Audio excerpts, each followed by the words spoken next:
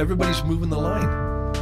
We're catching the tail end of Jim as he Babbling. As he babbles Babylonian on. as he babbles on about things that we're still upset about, and we're going to talk about in this podcast. I'm Terry from the Jim and Terry Show. And I'm Jim From the Jim and Terry Show.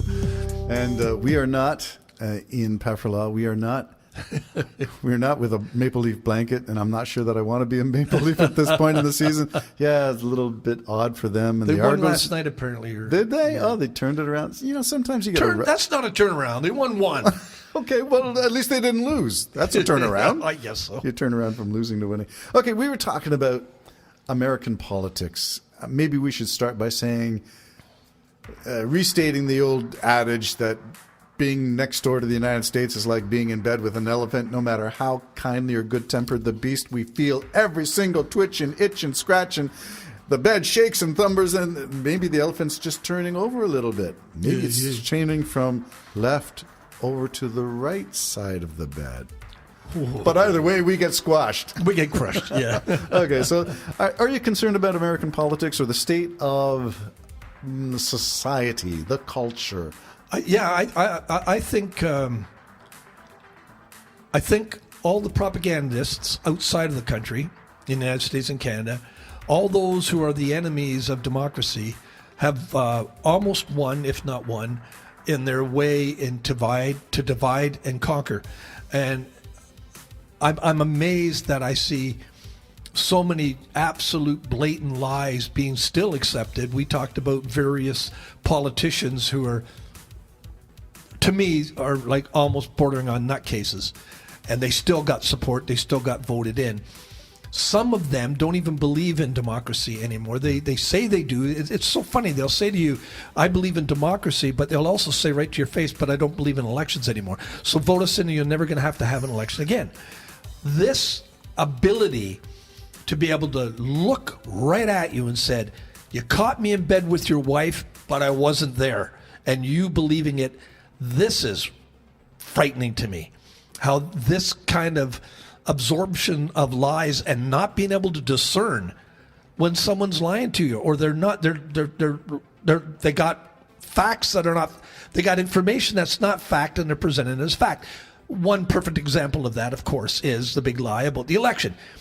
And so from now on, it seems like all the conservatives down in the United States are not admitting they will say they'll concede if they lose. No, they don't believe they can lose ever again. So the elections are fair if they win, but they're not fair and fraudulent if they don't win. That's right. So if Trump was right, or if anybody was right in those cases, then Trump, how do you know he legitimately got in? Mm-hmm. Oh, no, it's fine if he gets in. It's fine if anybody gets in other than, you know. Yeah. Well, this is what we talked about 4 years ago in the election, 2016, when Trump got in.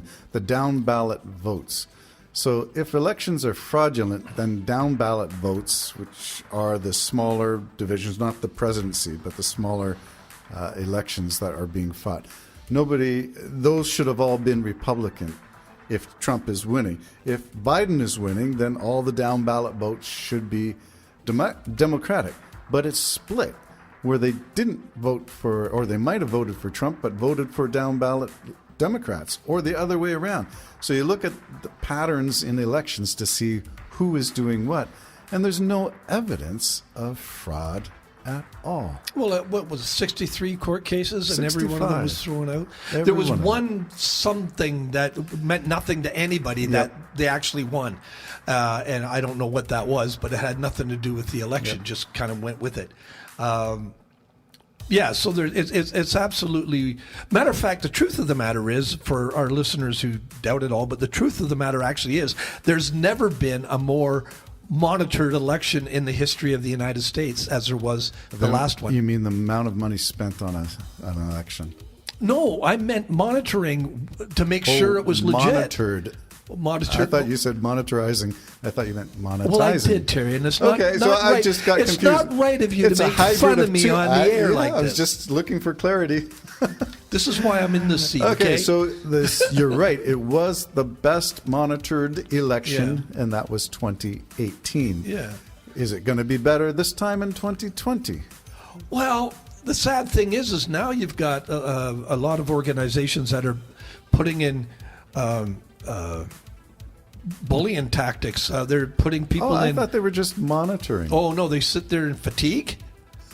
You know. Well, can't you dress any way you want when you monitor? Well, apparently, if you're free, you can do anything that you think is right, and nobody else who thinks differently, you can do anything. Right. So if I'm intimidated by your camo outfit and your rifle, your long gun, at the ballot box, it's my right doesn't matter. It's your right to watch what I'm depositing in my ballot box. Okay. Yeah. Well, that's just horrible intimidation. How about and the crap. statistic? There are over 300 candidates running for either governor, state attorney general, lieutenant governor, AGs, who all control the election mechanisms in their states, who are election deniers. That means it doesn't matter. As you said, it doesn't matter what the result is. You'll never have to vote again. Oh, how could there be any problem with that? I mean, isn't it? This is my point. Well, you got It's going Carrie insane. Lake, you got Marjorie Taylor Greene, Lauren Boebert, Matt Gaetz, Jimmy Jordan, Paul Gosar. You got so many of them who are running for different positions. They're all self-serving. You know that. They're all just celebrities in the negative world of. It's sort of like when they used to have that show out where all the couples would fight with each other on, what was that? Was that Geraldo or one of those shows where they all fought each other and people watched it? It was horrible. It was hellish. And people would tune in. This is what you got here. People are tuning in and they don't even know. Psychologically, you've been completely suckered, folks, because you want this commotion. You want to believe that liar because they keep things interesting. Everything else that's truthful is boring. So you're going for the person that believes that you should just be able to shoot your neighbor, et cetera, et cetera. I was going to point you to an article I sent you on malgorithms. Did you get a chance? Yeah. We've been complaining that the Jim and Terry show on YouTube were victimized by the algorithm of YouTube that falsely flagged us for spreading COVID misinformation. When I appealed it, it got overturned and we got our podcast back, but it was flagged by who, by what? And so I looked at this, and there is a phenomenon called malgorithms, which is looking at the question of who and how do you get steered to when you do a search. And so this experiment, a thought experiment, they created a number of false accounts on social media website, and then they took these into groups where they went left or went right, depending on what but the first starting point was looking at wellness and natural health. But it's already baked into the algorithm that if you look at these, you may also be interested in. And it took you into 2 steps from rabid conspiracy theorists. It took you so quickly. And that's within 2 clicks of creating a fresh account. And just if you started by this one thing.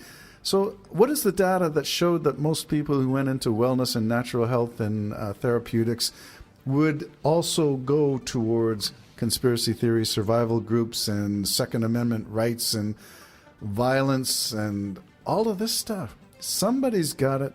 The data. Does the data create the algorithm, or does the algorithm create the data? Well, maybe it's IT, information technology. IT setting out to kill us. So AI's already won the battle. They're going to kill us. That's why I said AI. You said IT. No, you said IT, and I was just agreeing that it's information technology, yes? I meant artificial intelligence. That's what I meant. Okay. Okay, well, never mind that. No, but I mean, well, you're right. So maybe they've got it. Maybe they got our number. So Terminator was right. They're already sending their protests back here to take over. All they got to do is just keep up this, and we'll kill ourselves. Well, didn't you see that AI? I'm going to say it was a female fembot who said, "I'm going to have to kill you." Didn't you show me that one? Yeah, so when given a choice of preserving humanity, the ultimate decision was, no, I cannot allow you to live. What? Well, that's like, 2001, right? The movie. When the computer was Dave. reasoning. Yes. Dave.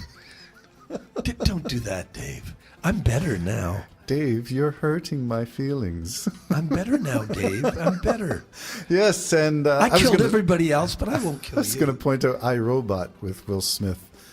That was a good movie. It was a good movie. Robert Heinlein's iRobot, I think it was Robert Heinlein, had the code for artificial intelligence that you could not kill.